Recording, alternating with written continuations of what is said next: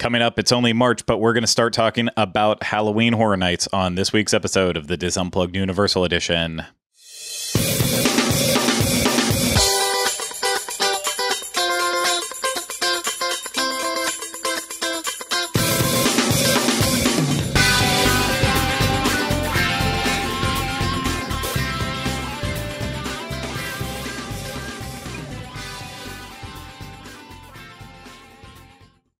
Hello, everyone. Welcome to this week's episode of the DIS Unplugged Universal Edition. I'm your host, Craig Williams. Today, I am joined alongside by my co-host, Ryno. Hello. Hello. Like I said, we are going to be talking about Halloween Horror Nights this week because the first speculation map done by HN Nightmares on Twitter, Horror Night Nightmares, of course, the speculation map that we all look forward to every single year. The first one came out this week, so we figured we'd talk about what's on there and start to get our initial opinions. And remember, it's a speculation map, so nothing is set in stone on the map. This is all rumors we're talking about, not rumors that we came up with. But we, of course, are going to have opinions on it, considering Halloween Horror Nights is just our favorite thing ever. So we're going to get to that in a second. But before we get to that, I need to remind you this is brought to you by Dreams Unlimited Travel. If you like our content and you want to support us, please consider booking a vacation through Dreams Unlimited Travel. It costs you no extra money, and you get the support of an amazing Dreams Unlimited Travel agent. So head over to dreamsunlimitedtravel.com today for a free, no obligation quote. Now, this wasn't what I was planning on talking about on this week's episode. I was hoping to get over to Universal Orlando this week to experience Poseidon's Fury for the first time in a long time, but it is officially spring break in Orlando, and the crowds have been nothing short of absolutely bonkers and insane from what I've seen from images at Universal. Like, the one day I was going to go over was, I believe, the day that Poseidon's Fury opened up, surprising everyone. You know, walls came down, construction walls were removed, but then it was like, okay, they're going to open up right away. And I was like, okay, I'll go. And then the first thing I see on Facebook is someone in the annual pass group posting a photo. Like, they're not even down the escalators from the 5th floor of one of the parking garages. And there's already, like, you could see the lines down in front. I was like, no.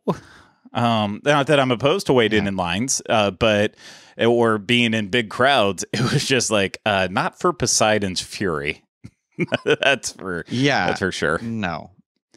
Well, I mean, also not while we technically still have a pandemic going on. Like, I mean, you know, we're vaccinated and everything, so that's good. But my friend Kevin was in the park and he was doing a video there, and I watched it on his channel, and I was like, holy moly! It was like he was in the Harry Potter in Hogsmeade area, and it was just like wall to wall person. I was like, no, thank you. Although I did see a rumor online too that apparently in one of the surveys they've been asking people about how they would feel about reservation days. So I don't know if that means they're going to do it, if that's just another rumor or not, or if people will, if ultimately people fill out that survey enough and are negative enough about it, they probably won't do that. But it's just interesting that that's something that they're starting to maybe have to consider or something. But see, I don't see it happening. Yeah, I was going to say from that, I don't see it more as a way of Universal trying to figure out if they should do a reservation system. I think that it would be more likely that they're trying to figure out how much people are disgusted with Disney for the reservation system. And, you know, because it's still good market research to have, that they can say, okay, well, people are, you know, we asked people about reservations 6 months ago and they were pretty okay with them. But now we see that, like, oh, now it's really turned, and now it's like 90% of people are against reservations. So we know that could inevitably have a swing towards more business at Universal. But this is all just complete speculation for me on that. I don't know anything about how their surveys are conducted, or besides like the ones that I've done. I know how those are conducted, but I have no idea what their end goal is to get from the surveys. And because, you know, they're all so very different. But if Universal was going to do reservations, I feel like they would have done them since the beginning. When it was kind of clear that Disney was going to kind of move to that after reopening from the pandemic, Universal could have made the same sort of decisions, but to come 2 years later, that's just I don't see that happening, because at the end of the day, people don't want to wait in big lines and lots of crowds, and they want to have a good time at these theme parks, but at the same time too, that's been the selling point of Universal is don't worry about reservations, show up, have a great time. If you're really miserable, buy Express. If it's available, stay at one of the hotels that offer Express. There's lots of workarounds with it. I don't feel like they've capped. I haven't seen online of recently. I mean, I'm not paying close attention to it, of them like saying like, oh, the park is full today. No. I mean, full, but they could easily, they have tweeted that, 2 years ago, it used to, it would happen often where they'd be like, the park is full right now, check back later in the day or something like that. And so I haven't seen that in a long time. No. So it's one of those where, it also is valid what you're saying. Like maybe it is just to figure out the distaste part of it, to angle it toward marketing or something like that. Who knows? It has to be. I mean, in terms of capacity, Universal hasn't worried about capacity since 2020.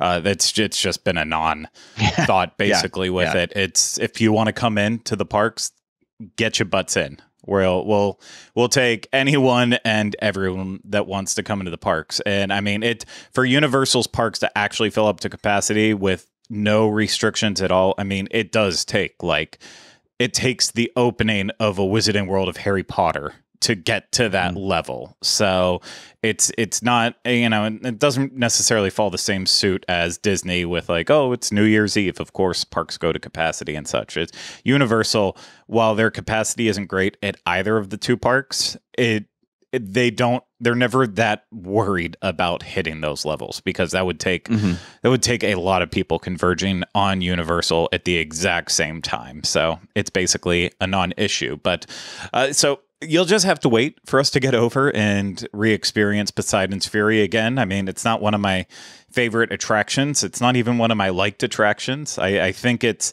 so cheesy that it's good for like doing it for the first time or once in a long time, but that's how I feel about it. It's just so goofy. It's so dumb, dated. I can't even remember it, so I got to do it again. Yeah, because I can't remember it. Okay, well, maybe we'll put that on the list for what we should do next week or very soon, but we will get that great content for you up and coming. But today we're going to talk about Halloween Horror Nights speculation. And of course, this is fueled by, as I already said, Horror Night Nightmares, HN Nightmares on Twitter, released the first version of their speculation map, which always goes through several different variations. I believe like for last year's event, maybe it went to like 3 different versions before you got to the what inevitably was locked in on what was actually happening with the event. So this is just the very first version of it, and we're patiently awaiting Universal to have their actual first announcement. In general, it always varies on years. I guess last year at this point in time, they had already revealed Beetlejuice, which wasn't really a surprise. And, we already knew Tooth Fairy was coming from the previous year as well, too. Like right after the event ended, they announced Tooth Fairy. So we already had a little bit, but, then I went even further back to, I think it was 2019, and their first announcement was at the end of March. So we're not quite there yet, but we still have a lot of details to go. But at least we do have a general idea of some of the houses that could be coming to the event. And some of these I have heard rumblings about from other people that I know and talk to about Halloween Horror Nights. And so the fact that there's actually a little bit of lineup between these, it makes me think that some of these definitely will be set in stone, but I'm going to do my best to avoid saying any of that because, obviously I don't want to start getting into that game, and I don't want to be told later, oh, you were wrong. You're wrong.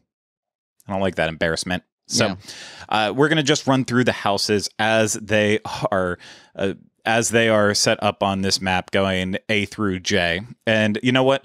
Actually, I'm going to go backwards with it. I'm going to start with what they have as J, because this one is basically already been announced. I mean, without actually being announced. And that is a house based on The Weeknd. And no, I'm not talking about Weeknd at Bernie's, or someone else probably already made that joke, so I'm not even going to go there. But we're talking about the musical artist The Weeknd. It seems like it's definitely happening in terms of a house, because I can't remember which Twitter user posted about it, but kind of made like a comment saying, like, sarcastically, like, oh, tell us that The Weeknd's music doesn't involve horror, and then like posted screenshots of some of the more disgusting things in that have been in the music videos for The Weeknd. And The Weeknd, actually, I really wish I could say something besides The Weeknd, because I feel like I'm driving myself insane right now saying it over and over again. But The Weeknd retweeted it, and that's, I mean, if that's not acknowledging that there's a potential there, then I don't know what is an acknowledgement of.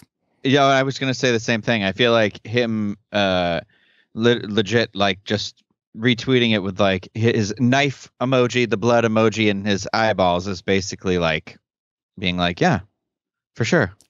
And it seems like this would line up with the idea that they've been trying to incorporate like a music element into it in the last couple of years, because they did the Rob Zombie stuff, and then the rumor forever, and what was essentially confirmed, was that there was the Billie Eilish house, and she decided to rebrand herself, and so they didn't want to have the house ultimately. And then so it just kind of makes sense that this is going to be a thing sort of going forward, maybe, where they try and pick a musical person. It is interesting because the sound of The Weeknd for me is very like, I mean, I always think about him as like a modern day sort of Michael Jackson. I don't think it's like it on that same level, obviously, of everything. But I mean, his voice to me sounds very similar to like a very smooth, like sort of a thing with that. But I am a fan of The Weeknd. I enjoy the music very much. So I think I'd be really interested to see what they do for this house. But again, The Weeknd to me sounds like new versions of like 80s music, like modern 80s music. And so that's where I'm like, I'm not necessarily afraid of any of them, but I have tons of songs by them in my playlist, like literally like right now. Let's keep moving on with this. Moving backwards on the list, the H or I house, I guess, was Halloween. And just we'll do a full stop there with Halloween. Don't know if this is just in terms of the speculation for it, if this is a Halloween house based on one of the Halloween movies that hasn't been already covered in Halloween Horror Nights. Don't know if it's a retread of the first house, based on the first movie. Maybe this is the reboots of Halloween that are now getting maybe it's inspired. All of them. Yeah, it's not. And when I mean not the new ones, not the Danny McBride and what's his name, the director Green? of it. Yeah, David Gordon Green. Green, yeah. I don't think we're getting their houses involved at all within Halloween Horror Nights, but maybe who did the remakes of Halloween? Rob Zombie. It was Rob Zombie, right? It was Rob Zombie. Yeah, it was Rob Zombie. Also directing The Munsters, which I would be surprised. I actually am kind of like, maybe that could have been a house, but who knows? And probably not. But they do have a relationship with Rob Zombie, so maybe something aligns with the stars there. But I'm always up for more Halloween. If this completely changed and Halloween didn't exist after this map or one of the later ones, I'm also fine with it. I love Michael Myers as a character. I like Mike Myers as a comedian, but it's a story that's been done before. Don't need it again. I think I would prefer Halloween for sure over something like The Purge or honestly even like Friday the 13th. I think I'd prefer it over that. Like, I mean, I like Friday the 13th, but it's kind of like, I feel like, I don't know.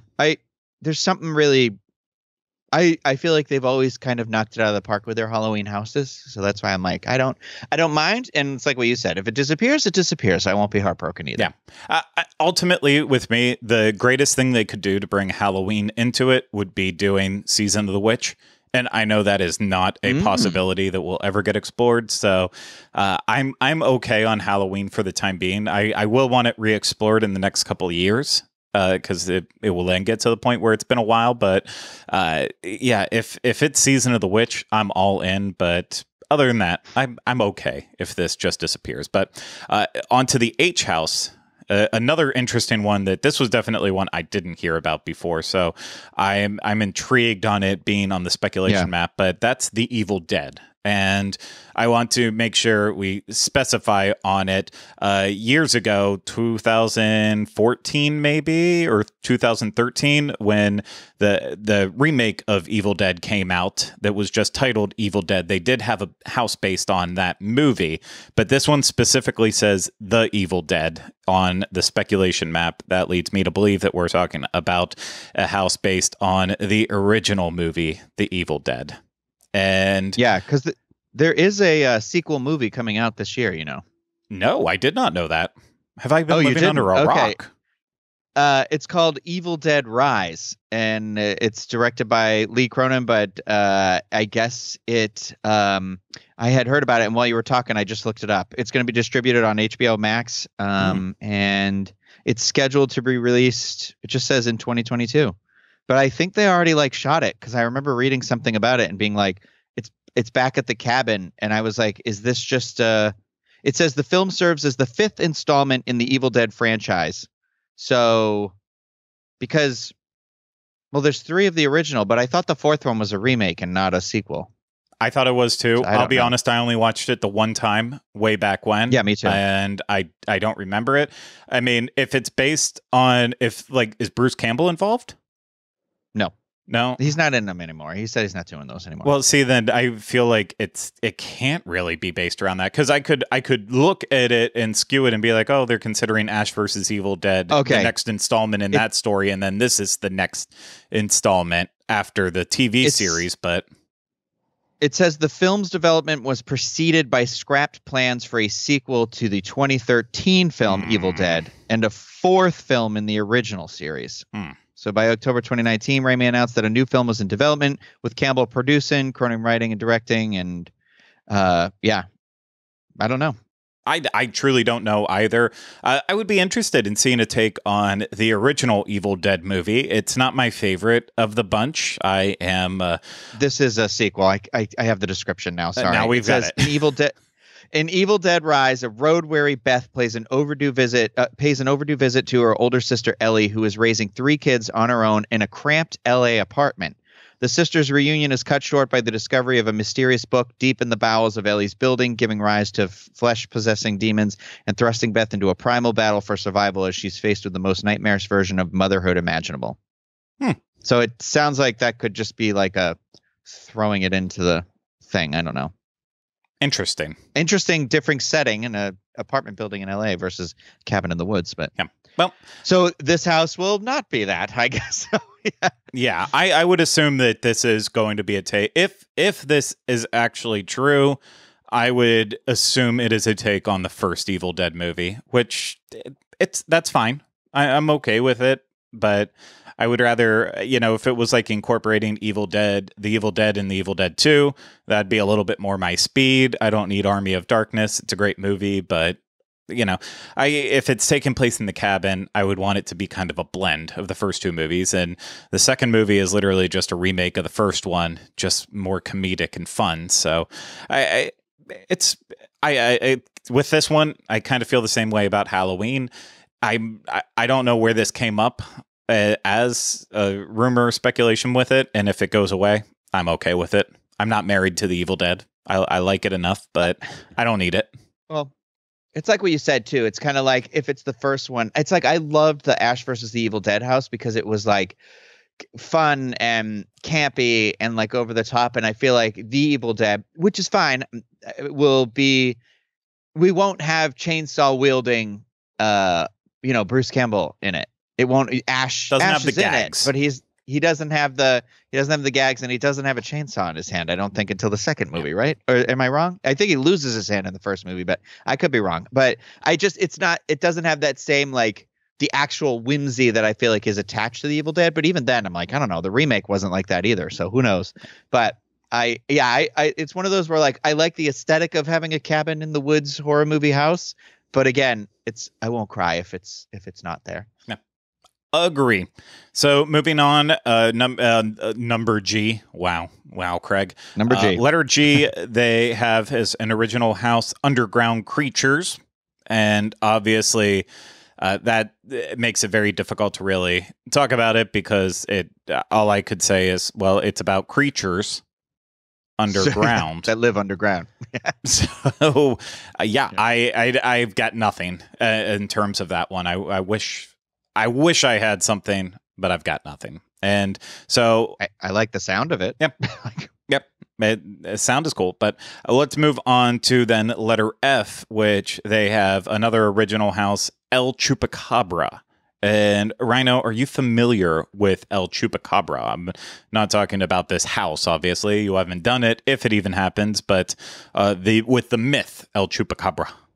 Yeah, I think it's something where it's like a vampire-like creature or something like that. It's like a beast, but it sucks the blood out of, like, cattle and something. And isn't it a desert-oriented creature? Am I, like, crazy? Am I wrong? Is it like New Mexico or Texas or something like that? No, it is. I believe it is a Puerto Rican legend and American legend that I'm just going to read the Wikipedia entry because I feel like that's the easiest thing to do. The Chupacabra, or Chupacabras, literally goat sucker from Spanish. I'm going to jump there. It's a legendary creature in folklore of parts of the Americas, with its first purported sightings reported in Puerto Rico in 1995. The name comes from the animal's reported vampirism. The Chupacabra is said to attack and drink the blood of livestock, including goats. See, I was right about the animals, just in the wrong location. I'll be honest, sounds terrifying. Sounds really scary. I was not really aware of what a chupacabra was. Obviously, I've heard the term chupacabra before, but it's scary sounding. I could see them doing a lot with it. So a creature like that, maybe some puppets involved, maybe just something different with creature design. I mean, the description that they have in here about it is terrifying. So I think. I mean, it sounds like one of those things where right away I like a house based on folklore, so I was already sold just by the name. So I was like, oh, cool, absolutely. So that will take us to letter E, which is the Curse of Pandora's Box, and this was actually the Curse of Pandora's Box. If this comes to be, this would be kind of a port over from Halloween Horror Nights Hollywood. They had a Curse of the Pandora's Box in 2019. And then, apparently it was there last year as well, too, which I knew I'd heard it before. That's why I was like, what? Yeah, I feel like I remember it either on one of our speculation maps, not ours, as in Orlando. I remember it either on an Orlando speculation map at one point or on a Hollywood one or just from the Hollywood map in general. But I'm trying to get it pulled up more to read more about it. But it says, I mean, it makes sense because we have all the mummy stuff. So I'm like, I mean, I know they have it in Hollywood too, but I'm like, we already got a bunch of costumes to make some sort of like Egyptian oriented house. Because isn't Pandora an Egyptian legend? Or did I make that up? Yeah, with the box, you don't want to open Pandora's box. So luckily on HHN Wiki, they have descriptions of the first two houses. So in 2019, it said, some things are never meant to be opened. Sadly for you, someone already has, unleashing unimaginable evil. Welcome to the Curse of the Pandora's Box, the living nightmare netherworld of Hades, populated by the most fearsome monsters in Greek mythology. Prepare for a trip through hell where the demonic temptress Pandora serves as your guide. Once the box is opened and evil has been released, it can never be closed closed again. And then in 2021, it says an ancient horror has returned to prey on those foolish enough to tempt the fates. Enter Pandora's curiosity shop, home to her infamous box. Once it's been opened, all manner of evil will be unleashed from her shop. You'll pass through the gates of Hades, guarded by a hellhound, and then you'll face hordes of netherworld monsters from snake-haired Medusa to Arachne's spidery snare. Greek mythology is about to become your monstrous reality. So even in Hollywood, Greek mythology, yeah, they took it two different ways as they did it in Hollywood over the 2 different years that they did this one. So I'm assuming it's one of those situations that at Hollywood, it was popular enough that it caught the attention of the creatives in Orlando and said, "Okay, we want to give this one a shot," because it's happened before. That's how we got La Llorona over here the one year, and I believe Hollywood beat us to an Insidious house by a year or two, way back when. So it's not the first time. It's not the first time that this has happened. But any thoughts beyond what you already said, Ryno? No, got nothing. Nothing. Nothing. I'll see it. I believe it when I see it. Well, I have very little to say about the next one, too, which I think some people would probably be outraged about. But the next speculative item on the map, letter D, is The Last of Us. And you think people are going to be outraged? I think this is outraged that you don't know anything about it. Yes, I never played this game. I never played the sequel. I'm aware of it. I know it's like a post-apocalyptic game, and it's I don't know if it's zombies. I don't know what is involved with it. I tried to read a little bit about it before this. That's the one thing I did study up on, and it's about like there's an infection that went around, and it's led to some people being like cannibalistic and obviously like rebel militias. So it sounds like it's like adjacent to Walking Dead style, but maybe not like directly just zombies. And I believe I read one part that there was a cure that they were looking for as well too. So I think that this kind of story works really well for Halloween Horror Nights and would work really well for a haunted house. I'm just not familiar with it at all. But I know there's a lot of people when I first saw this as an item that people were speculating about before this map came out. I know there was a lot of people excited because it's a massive game series. Yeah, it's a popular video game. Yeah. I was going to say, yeah, it's like I mean, I'm with you. I never played it. It seems smart to me to pull in a video game crowd out of this too. So it's like a lot of interesting options. I'm actually kind of surprised it isn't a Resident Evil house again or something. I know they did that like years and years ago, but just because there's like a Resident Evil like TV show or something coming out, and there was something with a video game recently. There's a lot of Resident Evil stuff I keep seeing, so I thought that would be the one. Yeah, they had they had the movie last year that kind of pulled in elements from the first couple Resident Evil video games all the way back on PlayStation and such.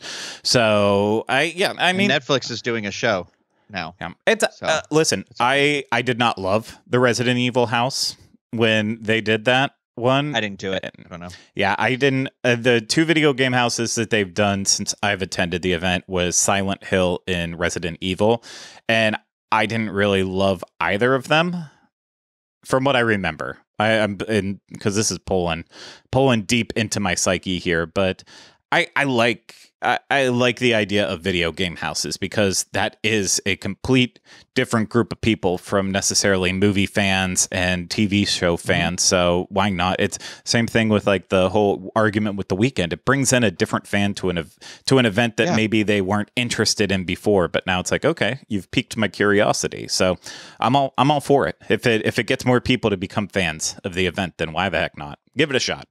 Well, hey, horror comes in is told through all different mediums. If they're pulling from books, music, movies, shows, why not video games? Yeah, I mean, maybe one day podcasts. They'll translate this podcast into a house.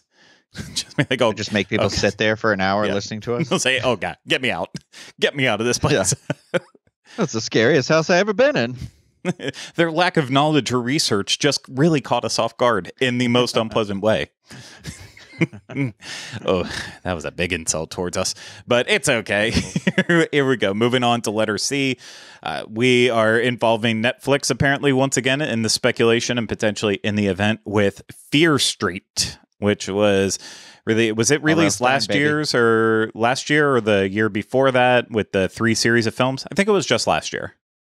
Just in I think it was like 2021. early last year. Yeah. Or maybe it was over the summer. I think it was over the summer. Yeah, it was an event where Street, they released. I remember it being an event where they released one a week or something. Yeah, or one every other week. I think it was in. Yeah, it was in July. I think they did it. Yeah. I watched the first 2. I watched the 1994 and then 1978, but I still haven't watched the 1666 one. And I've heard once you watch all 3, it just makes them all that much. It makes them better, and so I want to sit down and watch them all. I never read Fear Street. I'm a big Goosebumps fan though, and so I've read like one Fear Street book. And the difference between Fear Street and Goosebumps is obviously like in Fear Street the kids die a lot of times. People die in those ones. So it was a brutal movie. So I think it could translate well into the event. And the only reason I didn't make it to 1666 is because I think I watched the first one on Halloween, and then I watched the second one like 2 days later, and then by the time I had enough time to sit down and watch the third, it was into like the second week of November, and I was like, this feels a little late to watch another Halloween movie, especially the one that takes place in the 1600s in New England. That feels actually, you know what, that could have taken place. I mean, I could have thrown a Thanksgiving twist with it in a way, but I missed out, so I'll have to rewatch them all. But the first one, I watched it, but I had my phone in my hand, and I was like, there's parts of this that I like, but overall, it's not hooking me in. And the second one definitely I thought was better. So I have no doubt that if I would have watched the third one, that I probably would feel like exactly what you said, that probably would have tied it all together, and I would have enjoyed. That's what I've heard. But I think they have a great relationship. Halloween Horror Nights and Universal has a great relationship with Netflix, so why not utilize it? And I think that Fear Street speaks better as a house than something like Bly Manor, which also would have made sense coming after having the Haunting of Hill House. Would have made sense to also try to make a house based on another thing. I'm still holding my fingers crossed one day for Midnight Mass as a house, if at all possible. But I mean, there's so much there for Universal to mine with Halloween Horror Nights and Netflix, because, you know, Stranger Things is coming back, as Ryno will always go after. Sabrina is still ripe for the plucking, and a lot of people were hoping for something Squid Games related. And I could have seen them justify that too, considering like it's a kind of like we had the House Run years and years ago that was like a playoff for the Running Man, and you know that's also like that game where you might die as you're playing it. So I feel like it could have, but maybe all in the future, maybe when the next series of Squid Game comes out, something will come of that. But any other thoughts on Fear Street, Ryno? I just talked a lot there. No, I mean, it just says Fear Street, which is interesting because the whole thing as a whole is called the Fear Street Trilogy. So I don't know, maybe there's another Fear Street thing coming out. It is interesting to me. As you were talking, I was like, man, I kind of wish it was Goosebumps, and I know that would be crazy, but like it's the 30th anniversary, so that's why I was like, oh, that would have been fun. But hey, Fear Street, I'm happy. I feel like there's a lot. I feel like R.L. Stine doesn't get the credit he deserves for getting people into reading pre-Harry Potter age. That I feel like everybody was like, oh, well, everybody's reading all these books. And I was like, we were already reading all these scary books that were all out here. You know, it was Stephen King for kids, and that's what was great about it. So I would love to see. I'll be excited, and I will watch those movies. So. There we go. So moving on, letter B is our last of the originals, and this one is titled Seaside Village, which, you know, that I'm intrigued. I'm picturing fog, picturing harbor, picturing a mist. Yeah, a mist of sorts. And, you know, there's nothing more terrifying than people who have perished in boating accidents. And this got really dark really quick as I'm saying this, and hope I don't offend anyone who's ever lost any family to anything like that, but I don't. The sea. I hear Seaside Village, and I do think of that. I think of the mists crawling in the village, and I almost like Pirates of the Caribbean-esque, where then like these dead people who are lost to the sea come and they harass all the villagers of sorts. But that there was the like kind of creepy hook sea pirate thing that was inside of the Hollywood scare zone this last year. You remember he had the hook and he was spinning it around and it was like covered in like seaweed and his like face is like ripped up from like fishing line and everything. And he had I'm obsessively still editing a Halloween Horror Nights video, so I see it repeatedly. He's very featured in my video, in one of my the video that I'll finish and nobody will see it. And was that one from Dead? Was that guy from Dead Waters, if I remember correctly? Yeah, maybe he was. Maybe you're right. He was on the end. His platform was on the end outside of the horror makeup show. Yeah. It was like down that end. Yeah, I honestly, creepy. And that's all I could think is like that guy. Yeah, I completely forgot about that. So thank you for refreshing my memory on it. So maybe it goes something in that route, and we'll just have to wait and see on that. But that brings us to our final house on this list, and that is letter A, Universal Monsters, The Mummy versus the Wolfman. And it's no surprise to me that on any speculation map or list that there's going to be something involving Universal Monsters. Clearly, it has been a success for them the last, we can technically say since 2019, because big hit in 2019, 2020, one of the two houses that we got was Bride of Frankenstein Lives, and then of course it rolled over into last year's event, and it having the tribute store that opened up in the Mummy's gift shop. While that attraction is currently down, it adds more fuel to the fire. Universal Monsters are supposed to be part of Epic Universe, so I just don't see them shying away from this brand. I see them more as every time they add on a new house or something new with monsters, it's more like teeing up, saying like, oh, there's more coming. These are the little appetizers that you're getting before we get to the main course over in Epic Universe. And I'm okay with it. And obviously, The Mummy versus Wolfman, those are two characters that we had inside the house that was, when it was the first year of Universal Monsters all mashed up together. But last year, Did we have the Mummy? You know what? Actually, they didn't have the Mummy. They had the Phantom. They had the Creature. Dracula. Creature. Wolfman was in there. Yes. And, I think there was 5, because it was Frankenstein, Wolfman, Dracula, Creature. I don't think the Mummy was in there. Hunchback? Yes, the Hunchback was in there because the bell. Because remember, there was the room where you go in, and we were in the bell tower. Yeah, I'm gonna have to. I feel like I remember an Egyptian moment in it, though. I mean, you could be right. There could have been coffins, and I'm just not, or sarcophagus, and I'm just misremembering it. Because the Fishman's not even barely in it. Yeah. He's just like in the one tube, right? Well, that was in last year. That's this year. Yeah, yeah. You know what? We'll just put a pin in this because I don't remember enough. Yeah. So after we're finished recording, I'm going to go watch the video of it. Yeah. The point I'm making is then obviously we had a mashup of monsters the first time around. And then the next time around, you focus pretty much solely on Frankenstein, the bride, the assistant, the Igor type that they had in there, the Brides of Dracula, the one cameo by the Creature. But staying away from the other characters, so taking the Mummy and the Wolfman, two of my absolute favorite movies from the Universal Monsters series, and putting them together in a house, I would love to see that.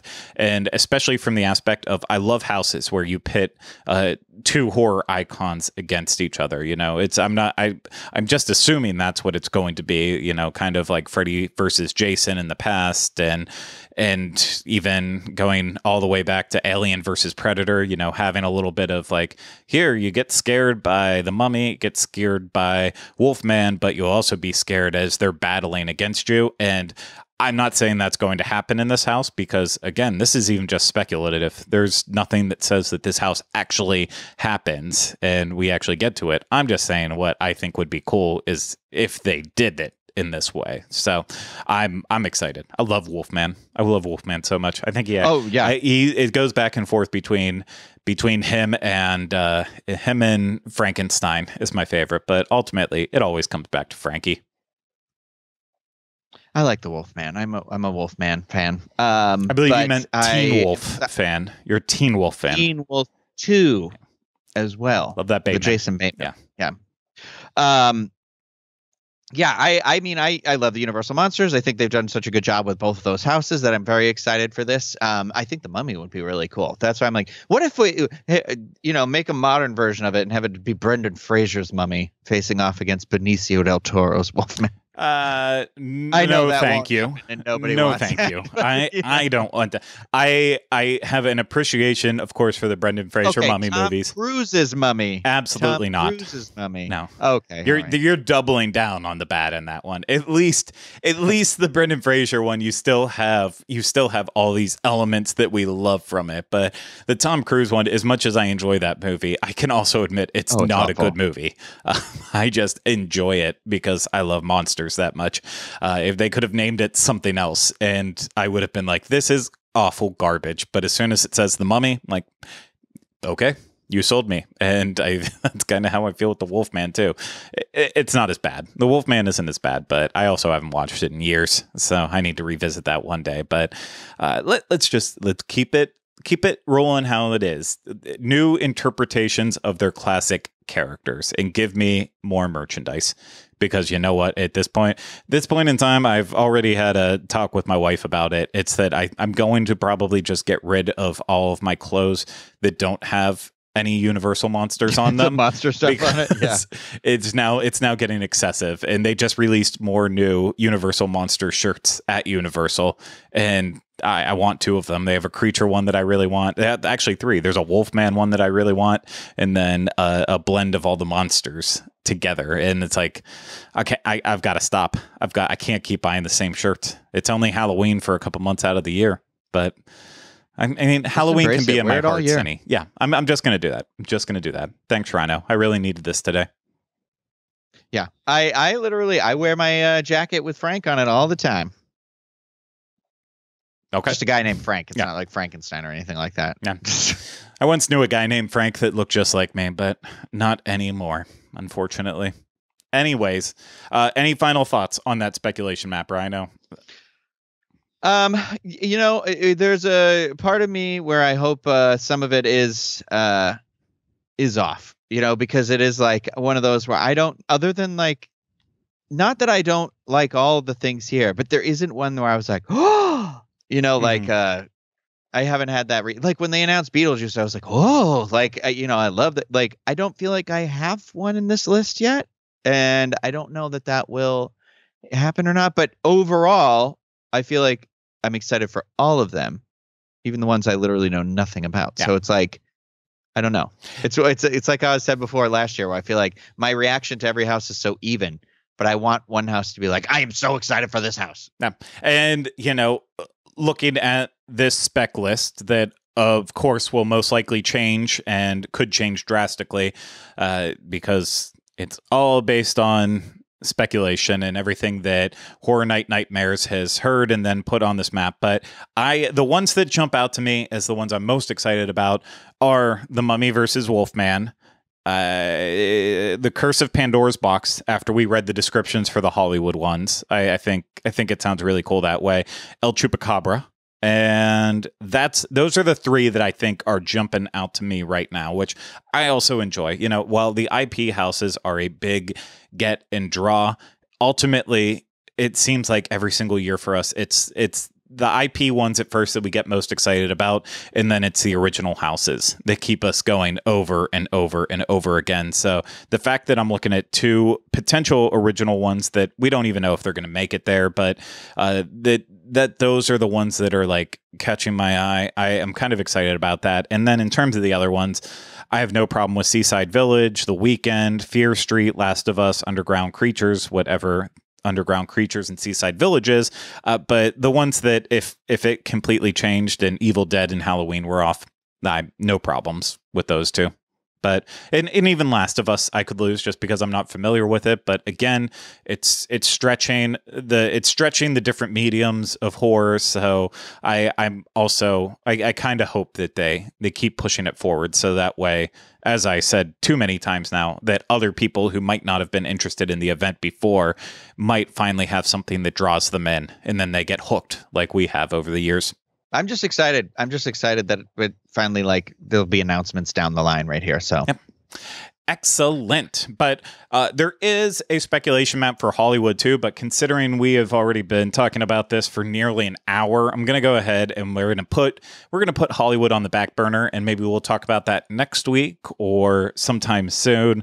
But it's also interesting. I know we don't cover Hollywood's Halloween Horror Nights. We'll talk about it when there's a house that is announced for both coasts and such, but it's very rare that we actually get out there to do that event. So it'd be cool to talk about it because there are some interesting things on that list, but we'll make that a fill-in episode if we ever need one as a filler. But that's going to do it for this week's episode. Ryno, thank you so much for the fun conversation. Oh, thank you. Thank you. And thank you everyone out there for listening and watching. I hope you enjoyed it. If you did, you want to support us, you could always book a trip through Dreams Unlimited Travel. Get that free no obligation quote today at dreamsunlimitedtravel.com. If you're watching this on YouTube, hit the thumbs up, subscribe to the channel, leave comments, questions, and video suggestions in the comments section. And if you are listening to this as a podcast, please subscribe wherever you listen to podcasts and leave us rating and reviews. If you're listening through Apple Podcast or Spotify, I believe, has ratings now. So if you are listening anywhere that does that, please leave us a good rating and a review. But that's going to do it for this week's episode of the DIS Unplugged Universal Edition. We truly appreciate you taking the time to watch and listen to this, and we'll see you again real soon with another episode. Take care. Bye-bye. Oh, and we still haven't changed the name.